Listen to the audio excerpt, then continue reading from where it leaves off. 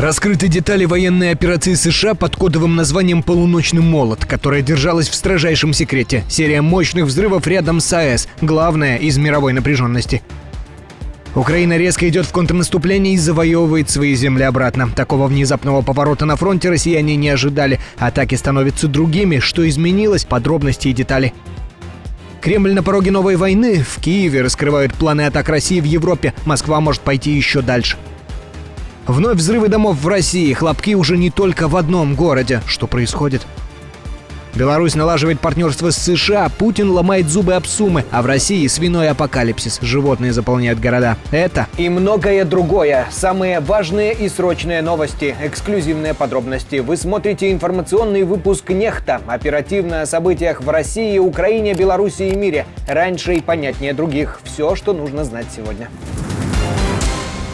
Иран решили добивать. Израиль перешел к глубокой зачистке. Израильская авиация, 30 истребителей, продолжает охоту на цели в сердце Ирана. Целят уже не только по складам и базам. Под удар попал даже международный аэропорт. Удары Цахала обрушились сразу на 3 крупных города – Бушер, Езд и Тебриз. По данным иранских СМИ, под прицелом оказались важнейшие объекты корпуса стражи исламской революции. В Езде уничтожена ракетная база и склад боеприпасов. Война продолжается.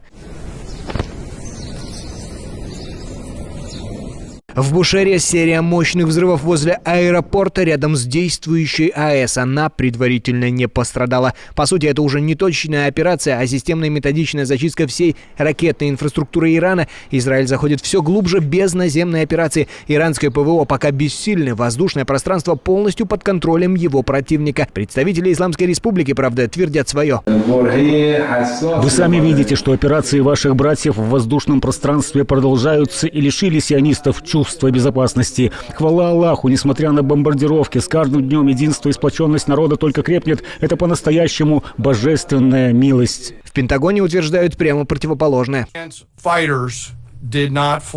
Иранские истребители не взлетели, а системы ПВО, по всей видимости, нас просто не видели. Мы до конца миссии сохраняли фактор внезапности. Глава Объединенного комитета начальников штабов генерал Дэн Кейн раскрыл детали военной операции США против Ирана под кодовым названием «Полуночный молот». В ней участвовало более 125 самолетов, в том числе 7 бомбардировщиков «Стелс», которые сбросили на цели более дюжины 13-тонных бомб.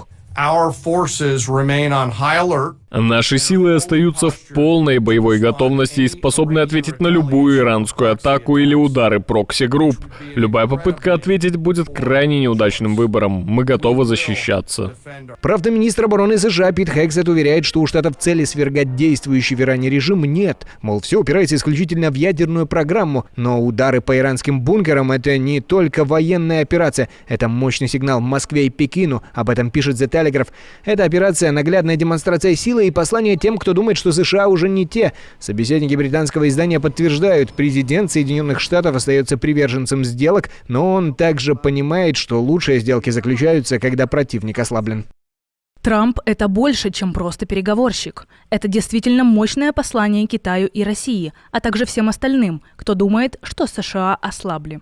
Вот только пролив, важный для всей мировой экономики, может оказаться под замком. Иран грозит перекрыть ключ к нефти после ударов США. Парламент Исламской Республики дал зеленый свет на потенциальную блокировку Ормузского пролива, стратегической артерии мировой энергетики, через которую проходит четверть всей нефти планеты. После авиаударов США по ядерным объектам в Тегеране решили не ограничиваться словами. Последнее же слово за Советом нацбезопасности страны. Если это произойдет, последствия будут катастрофически глобальными. От скачка цен на нефть до нового витка конфронтации с США и их союзниками. Ормуз может превратиться не просто в бутылочное горлышко, а в реальный пороховой склад Ближнего Востока.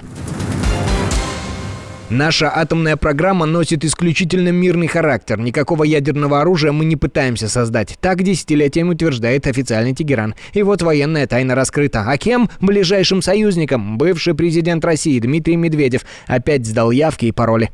Обогащение ядерных материалов, а теперь можно прямо сказать, и будущее производство ядерного оружия будет продолжено. Но и это не все. В своем новом посте в телеграм-канале Медведев ломает сложную игру Кремля, годами пытающегося убедить руководство Израиля и часть его граждан в нейтральности Москвы. Ряд стран готов напрямую поставить Ирану свой ядерный боекомплект. Интересно, какие же это страны намереваются поставить свой ядерный боекомплект Ирану? Напишите в комментариях. Тем временем шеф иранской дипломатии рассказал о своем срочном визите в Москву и запланированной встрече с Путиным. Правда, Аббас Аракчи делал симптоматичные паузы во время заявления. Россия – друг Ирана. Friend of Iran. And Мы довольны strategic partnership. нашим стратегическим партнерством. Похоже, шеф иранского МИДа и сам сомневается в правдивости сказанного. Тем временем в программе кремлевского пропагандиста Соловьева с некоторым сарказмом констатировали бессилие так называемого союзника. И силы и средства ПВО Ирана уничтожены, и военно-воздушные силы куда-то пропали. Вот где они? Нам можно спросить у военачальников иранских. Что с ними стало? Куда они делись? Почему они не присутствуют в воздухе? Ну, хоть бы один там нашелся, там, Гастелло или Талалихин. Исчезли куда-то, как класс. С не меньшим возбуждением проехался так называемый военный эксперт Ходоренок и по преувеличенной ракетной мощи братского режима и допустил, что удары Израиля по его верхушке могут привести к самым фатальным результатам. Традиционная практика Израиля, что касается и Хезболлы, и движения Хамас, убирать лидеров, то ведь, знаете, вот когда ликвидируется какой-то харизматик, там, вождь с какими-то яркими выраженными лидерскими качествами, ему очень трудно подобрать замену. И по большому счету, иногда с исчезновением лидера исчезает и государство, и движение, которое он возглавлял. Впрочем, новых военных операций против Ирана США не планируют. Цели ударов по ядерным объектам республики были достигнуты, если верить заявлениям госсекретаря Марко Рубио. Он же предупреждает о риске конца режима и призывает Тегеран к переговорам, а не ответным ударам. Власти США также выпустили предупреждение об угрозе атак внутри страны из-за эскалации конфликта с Ираном, передает телеканал CBS. По зубам ли Путину Сумы? Или по зубам можно получить, если начать захватывать 250-тысячный украинский город? Ну, у нас нет такой задачи забрать Сумы, но в принципе я этого не исключаю. Только накануне Путин делился своими новыми захватническими планами, но новые данные Deep State разочаруют хозяина Кремля. Российское наступление не только буксует, но и местами превращается в отступление. Украинские воины деоккупировали Андреевку. Командующий ВСУ также подтверждает, отступать украинская армия не планирует. Александр Сырский уверен, реорганизация вооруженных сил Украины позволит переходить в контрнаступление. По словам Сырского, особенно быстро видны изменения в беспилотных войсках. После назначения их командиром легендарного Роберта Броуди, деталей к высказыванию командующего ВСУ добавляют эксперты. Начало большой резни русских дроноводов. Российские пропагандистские каналы начали массово жаловаться на охоту за операторами БПЛА ВС РФ, значительно активизировавшуюся практически сразу после назначения Мадяра командующим силами беспилотных систем. При этом, по словам русских, на выполнение этих задач украинцы средств вообще не жалеют. По расположениям вражеских дронщиков используют в том числе и «Хаймарс». Для противодействия атакам шахедов, по словам Сырского, будет расширяться парк легкомоторной авиации. И пока ВСУ давят на фронте, в России рушатся линии обороны прямо в кабинетах. Вице-губернатора Белгородской области Рустема Зайнуллина повязали по делу о хищении 500 миллионов рублей, пишет телеграм-канал «База». Якобы украл при строительстве укреплений на границе с Украиной. Да-да, тех самых легендарных линиях Суровикина, которые должны были остановить украинский прорыв. А в Курской области схема еще жирнее. Экс-губернатора Смирнова и его зама подозревают в распиле миллиарда на тех же фортификациях. А теперь выясняется, они могли еще и на опорных пунктах пограничников нажиться. Похоже, Кремль осознал, ВСУ придут туда, где все украдено. И теперь началась паника. Вопрос только один. Найдутся ли в России люди, способные строить оборону не из фанеры и откатов, а всерьез? Что думаете? Ждем ваших комментариев. Кремль на пороге новой войны. В Киеве заявляют, у нас есть доказательства подготовки атак России в Европе, а Москва может пойти дальше. Владимир Зеленский сделал тревожное заявление. По данным украинской разведки, Россия готовит новые военные операции уже на территории Европы. Это не догадки и не предположения, не запугивание, не угроза, а подтвержденные факты, которыми Киев собирается поделиться со своими союзниками уже в ближайшее время. Заявление украинского президента прозвучало после закрытой встречи с главой ГУР Кириллом Будановым. Пока не уточняется, какие именно страны могут оказаться под ударом, но, судя по настрою Киева, речь идет не о гипотетических угрозах, а реальной военной подготовке. Если это подтвердится, Европа вступает в новую фазу конфронтации, и вопрос уже не если, а где и когда. Вновь взрывы домов в РФ, очередной хлопок в Москве, на этот раз на первом этаже многоэтажного дома на Учинской улице в Дмитровском районе столицы. В результате 1 погибший, 4 пострадавших. Официально взрыв произошел в ходе проведения ремонтных работ. Подобное происшествие случилось в столице России в мае. Тогда власти утверждали, что произошел взрыв бытового газа. Правда, потом в ряде СМИ появилась информация, что ЧП случилось в квартире электрика из валдайской резиденции Путина. Но взрыв многоэтажки накануне произошел не только в столице России. В городе Серове Свердловской области ЧП произошло на 5-м этаже.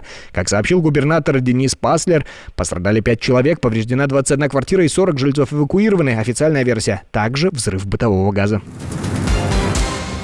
Минск подмигивает Вашингтону, давайте, мол, с чистого листа. Постпред Беларуси при ООН Валентин Рыбаков заявил, что Беларусь и США обсуждают полную нормализацию отношений с восстановлением посольств, обменом визитами и началом новой главы. Кто именно предложил перевернуть страницу и что именно будет перевернуто, дипломат скромно умолчал. Одним из приоритетных вопросов для нас, естественно, является санкционная тематика. Но чтобы не пугать старших товарищей, Рыбаков сразу же уточнил, Беларусь не будет выступать против России и Китая, и США, мол, это и так понимают. Американцы, по его словам, уважают союзнический выбор Минска. Вопрос только в том, уважают ли в Вашингтоне политическую фикцию, где мирные отношения строятся на руинах демократии.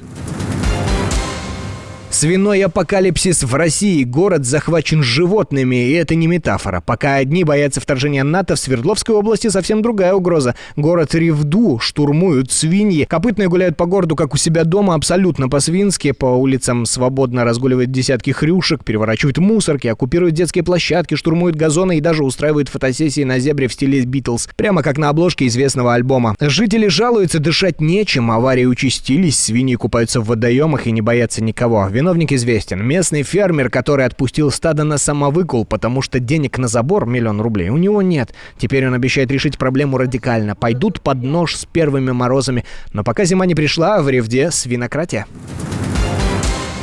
Отдельное спасибо, что смотрите, досматриваете до конца, и спасибо за доверие. Жду ваших развернутых комментариев, лайков и репостов. Это важно для того, чтобы нас становилось больше. Прекрасного вам и продуктивного дня. На этом пока все. До новых встреч и хороших вам новостей.